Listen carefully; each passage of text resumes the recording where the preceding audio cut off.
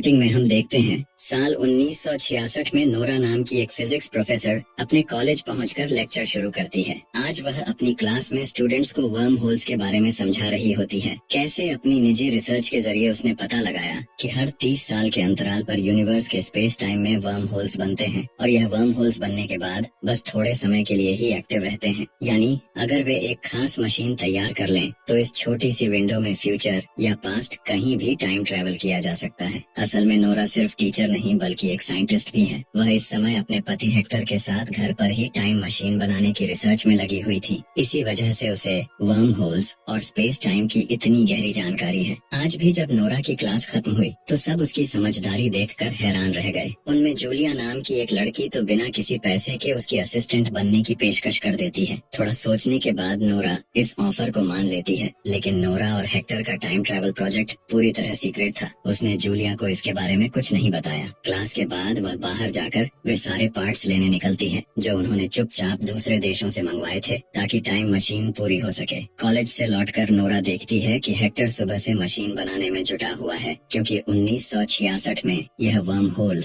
सिर्फ कुछ महीनों के लिए खुला है और अगर इस दौरान मशीन तैयार न हुई तो अगले 30 साल तक कुछ नहीं हो पाएगा। यानी अगली बार यह वर्म होल सीधे 1996 में ही खुलेगा। लेकिन अफसोस आज भी लाख कोशिशों के बावजूद मशीन चालू नहीं हो पाई। उन्हें इतना तो यकीन था कि मशीन में कोई खराबी नहीं है, बस इसे चलाने के लिए उन्हें और ज्यादा पावर चाहिए, क्योंकि स्पेस टाइम को मोड़ने के लिए बहुत बड़ी मात्रा में एनर्जी लगती है। दोनों थोड़ी देर का ब्रेक लेते हैं ताकि दिमाग तरोताजा हो और नए तरीके से सोचा जा सके। तभी कुछ देर बाद नोरा की छोटी बहन रेबेका घर आती है और खुशखबरी देती है कि वह प्रेग्नेंट है। इसीलिए आज रात हेक्टर और नोरा को डिनर के लिए उसके घर आना होगा। नोरा और हेक्टर रेबेका के लिए बेहद खुश होते हैं, क्योंकि उन्होंने खुद तो बच्चे पैदा न करने का फैसला किया था, मगर अब रेबेका के माँ बनने से वे अंकल और आंटी तो बन ही जाएंगे। हालांकि वे माफी मांगते हैं कि आज उनके सीक्रेट प्रोजेक्ट के लिए मेन इन्वेस्टर मैक्स मीटिंग के लिए आ रहा है, इसलिए वे डिनर पर नहीं आ पाएंगे। शाम को जब मैक्स डिनर पर मिलता है तो वह प्रोजेक्ट की प्रगति के बारे में पूछता है, क्योंकि वह पिछले 1 साल से इस टाइम मशीन प्रोजेक्ट में भारी निवेश कर रहा है। उसने दुनिया के अलग अलग देशों से कई महंगे पार्ट्स मंगवाए हैं। साथ ही प्रोजेक्ट को पूरी दुनिया से छुपाने के लिए उसे हर चीज को कवर करना पड़ रहा है। हेक्टर और नोरा बताते हैं कि वे पूरी कोशिश कर रहे हैं और मशीन लगभग तैयार है। बस एक आखिरी समस्या एनर्जी सोर्स की है,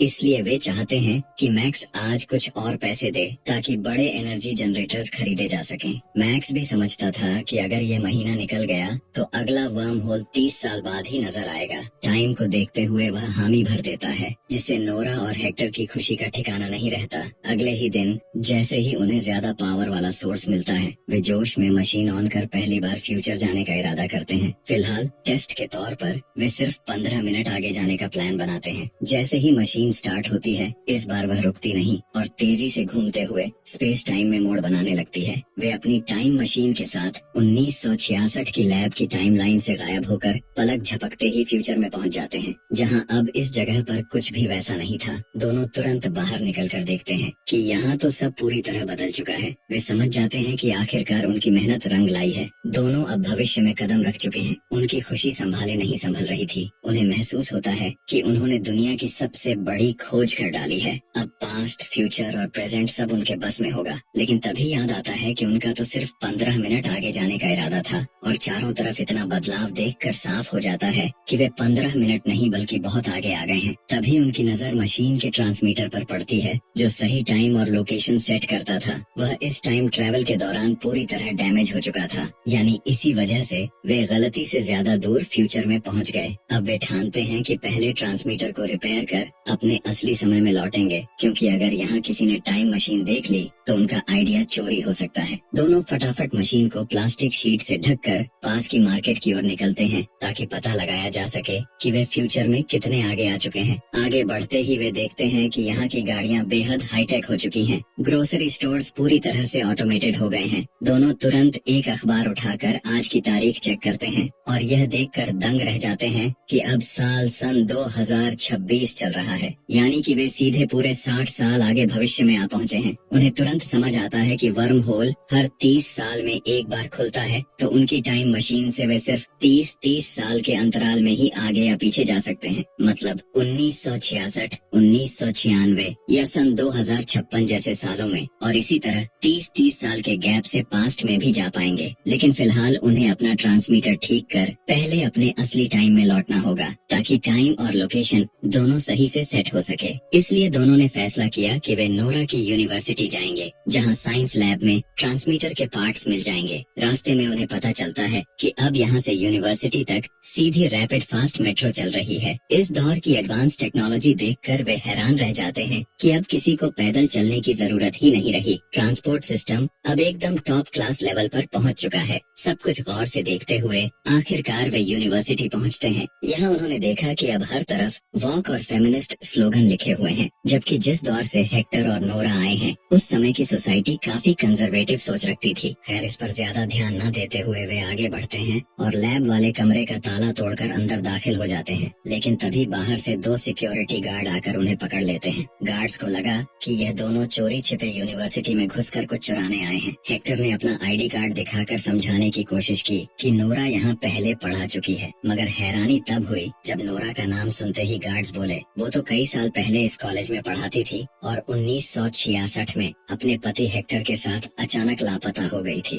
तब हेक्टर ने कहा कि वे गायब नहीं हुए थे, बल्कि टाइम ट्रेवल करके प्रेजेंट टाइम यानी सन 2026 में आ गए हैं और अपने समय में लौटने के लिए उन्हें यूनिवर्सिटी की लैब से कुछ पार्ट्स चाहिए। गार्ड्स ने उनकी सारी बातें ऊपर तक पहुंचा दी, जिसके बाद जल्द ही यूनिवर्सिटी की बुजुर्ग प्रिंसिपल उनसे मिलने आई। उसने कहा कि यह दोनों सच कह रहे हैं और उसे इन पर पूरा भरोसा है। फिर उसने राज खोला कि वह कोई और नहीं बल्कि जूलिया है, वही जूलिया जो 1966 में नोरा की असिस्टेंट थी और उससे बेहद प्रभावित थी। अब सन 2026 में वही जूलिया इस यूनिवर्सिटी की प्रिंसिपल बन चुकी थी। उसके साथ एक नौजवान लड़की एमिली भी थी। जूलिया ने बताया कि एमिली दरअसल नोरा की छोटी बहन रेबेका की नातिन है। उसे देखकर नोरा की खुशी का ठिकाना नहीं रहा। जिस दिन से वे टाइम ट्रैवल करके इस फ्यूचर में आए हैं, उसी दिन उसकी बहन रेबेका प्रेग्नेंट हुई थी और अब एक ही दिन में उसकी आंखों के सामने बहन की नातिन खड़ी है, यानी रेबेका की बेटी की भी बेटी। इसके बाद जूलिया ने उन्हें पूरी कहानी सुनाई, कैसे 1966 में हेक्टर और नोरा अचानक गायब हो गए थे। पुलिस ने हर जगह खोजबीन की, लेकिन वे कभी किसी को दिखाई नहीं दिए। दुनिया ने मान लिया था कि उनकी मौत हो गई होगी, लेकिन उस समय की यंग जूलिया को नोरा की रिसर्च पर शक था और पूरा यकीन था कि वे टाइम ट्रैवल करके किसी और दौर में चले गए होंगे, और यही सच निकला। अब हेक्टर ने उसे सब बताया कि कैसे वे गलती से अपनी टाइम मशीन से पूरे 60 साल फ्यूचर में आ गए, जबकि उनका इरादा सिर्फ 15 मिनट आगे जाने का था। लेकिन जूलिया की बताई हिस्ट्री के मुताबिक वे कभी 1966 में वापस नहीं लौटे, यानी इस बार भी शायद वे लौट ना पाए, क्योंकि उनका ट्रांसमीटर खराब हो चुका है और ऊपर से 30 साल वाला वर्म होल बंद होने में अब सिर्फ कुछ हफ्ते बाकी हैं। अगर इन हफ्तों में ट्रांसमीटर ठीक नहीं हुआ तो वे अगले 30 साल तक यहीं फंसे रह जाएंगे। एमिली फिर नोरा और हेक्टर को अपनी माँ से मिलवाती है। उसकी माँ यह देखकर दंग रह जाती है कि उसकी मौसी तो उससे भी कम उम्र की है। शुरुआत में उसे यकीन ही नहीं होता कि वह सच में उसकी माँ रेबेका की बड़ी बहन है। नोरा आखिरकार रेबेका से जुड़ी पुरानी बातें सुनाकर उसे यकीन दिला देती है कि वे सच में पास्ट से आई हैं। फिर उन्हें पता चलता है कि जिस दिन वे 1966 में गायब हुए थे, उसी दिन से रेबेका उन्हें ढूंढती रही। फिर उसकी एक बेटी हुई और बाद में एक हादसे में उसकी मौत हो गई। ये सुनकर नोरा ने ठान लिया कि पहले वे समय के प्रवाह को समझेगी और फिर अपने टाइम में लौटकर रेबेका को उस हादसे से बचा लेगी। हेक्टर और नोरा अब ट्रांसमीटर की रिसर्च के लिए एमिली के घर पर ही रहने लगे। साथ ही इस समय में घुलने मिलने के लिए उन्होंने अपने पुराने कपड़े छोड़कर यहाँ के मॉडर्न कपड़े पहन लिए। वे हर पल हैरान होते जाते थे कि सिर्फ 60 साल में दुनिया कितनी बदल और तरक्की कर चुकी है। इतनी एडवांस सिटीज और ऐसी सुविधाएं जिनकी उन्होंने अपने समय में कल्पना भी नहीं की थी। एक दिन आराम करने के बाद अगले दिन जूलिया ने सबको यूनिवर्सिटी में बुला लिया। उसने कुछ प्रोफेसर्स को भी बुलाया जो हेक्टर और नोरा की मदद करेंगे ताकि ट्रांसमीटर जल्द से जल्द रिपेयर हो सके। हेक्टर और नोरा ने सबको समझाया कि अभी के लिए इस टाइम मशीन के बारे में बाहर किसी को ना बताया जाए, क्योंकि यह उनकी भी पहली टाइम ट्रैवल है। उन्हें खुद भी नहीं पता कि समय से छेड़छाड़ के नतीजे क्या हो सकते हैं। यहाँ आकर उन्हें पता चला कि वे कभी 1966 में लौट ही नहीं पाए थे। तो फिलहाल उन्हें लगता है कि जो भी बदलाव होंगे वे एक ही टाइमलाइन में हर दौर पर असर डालेंगे। दोनों ने सबको उस वर्म होल के बारे में बताया जो कुछ ही हफ्तों में बंद हो जाएगा और फिर सीधे 30 साल बाद खुलेगा। यानी चाहे वे कैसी भी टाइम मशीन बना लें, वर्म होल के बिना टाइम ट्रैवल नामुमकिन है। इसीलिए उन्हें जल्द से जल्द ट्रांसमीटर ठीक करना होगा और फिर पास्ट में जाकर टाइमलाइन बदलनी होगी। तभी वे पक्का जान पाएंगे कि यूनिवर्स का स्पेस टाइम असल में कैसे काम करता है। सबने हेक्टर और नोरा को यूनिवर्सिटी की लैब का एक्सेस दे दिया। वे अपनी टाइम मशीन भी वहाँ ले आए और यहीं से ट्रांसमीटर रिपेयर की कोशिश शुरू कर दी। हेक्टर और नोरा को यह जानकर भी हैरानी हुई कि अब इंटरनेट के जरिए लोग बिना कहीं जाए घर बैठे कुछ भी सीख सकते हैं। दोनों अगले 2 दिन तक मशीन रिपेयर में लगे रहे, लेकिन अफसोस मशीन चालू ही नहीं हुई। वे हैरान थे कि 1966 में तो ट्रांसमीटर बिल्कुल सही चल रहा था, फिर अब सारे पार्ट्स बदलने और अपग्रेड करने के बाद भी यह क्यों नहीं चल रहा। दोनों को ऐसे परेशान देखकर एमिली ने उन्हें थोड़ी देर आराम करने की सलाह दी, क्योंकि वे 2 दिन से बाहर नहीं निकले थे और लगातार काम करने से उनकी तबीयत भी बिगड़ रही थी। एमिली ने कहा कि वह आज एक पार्टी में जा रही है, तो क्यों ना वे दोनों भी साथ चले और इस दौर की पार्टी का मजा लें। फिर कल सुबह फ्रेश माइंड के साथ काम शुरू करेंगे। दोनों मान गए, क्योंकि वे भी अपने समय में लौटने से पहले इस फ्यूचर की दुनिया को ज्यादा से ज्यादा देखना चाहते थे। पार्टी में पहुंचकर हेक्टर और नोरा ने देखा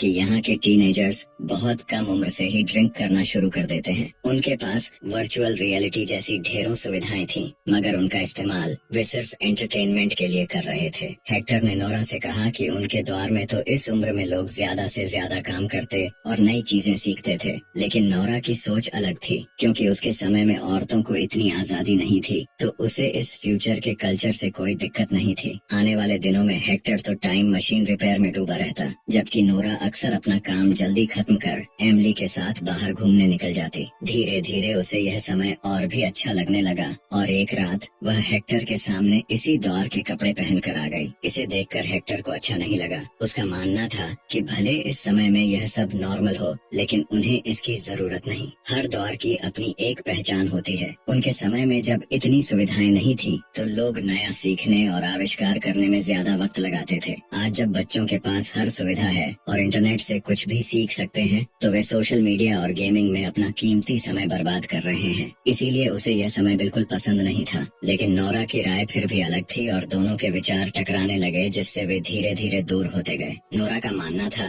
कि उसके समय में औरतों के पास कोई फ्री विल नहीं थी, लेकिन अब वह जो चाहे कर सकती है। उसे तो अब लगने लगा कि हेक्टर और उसे इसी समय में रुक जाना चाहिए। जब उसने एक रात यह बात हेक्टर से कही तो वह तमतमा उठा। उसे पहले से ही यह कल्चर रास नहीं आता था और अब नोरा के मुंह से यह सुनकर उसे लगा कि नोरा जानबूझकर मशीन ठीक करने में देरी कर रही है, ताकि वर्म होल बंद हो जाए और वे अगले 30 साल तक यहीं अटके रहे। नोरा तो इस दौर में आकर खुद को खुला और आजाद महसूस करने लगी थी और इसी बात पर हुए झगड़े के बाद वह हेक्टर से अलग कमरे में रहने लगी। हालांकि दोनों मशीन पर साथ काम करते रहे, लेकिन तमाम कोशिशों के बावजूद मशीन चालू नहीं हो पाई। हेक्टर समझ नहीं पा रहा था कि जब वे फ्यूचर में आए थे तो एक साधारण ट्रांसमीटर से आ गए, मगर अब वापसी क्यों मुमकिन नहीं हो रही। उसने इस बारे में नोरा से बात करने की कोशिश की, पर नोरा अब मन बना चुकी थी कि उन्हें यहीं बस जाना चाहिए। इसके बाद वह हेक्टर को अकेला छोड़कर एक इवेंट में चली गई। वे वैसे भी अब साथ बहुत कम वक्त बिताते थे और धीरे धीरे वह दिन आ गया जब वर्म होल अगले 30 साल के लिए बंद होने वाला था। अगले दिन जब नोरा लैब में पहुंची तो उसने देखा कि टाइम मशीन और हेक्टर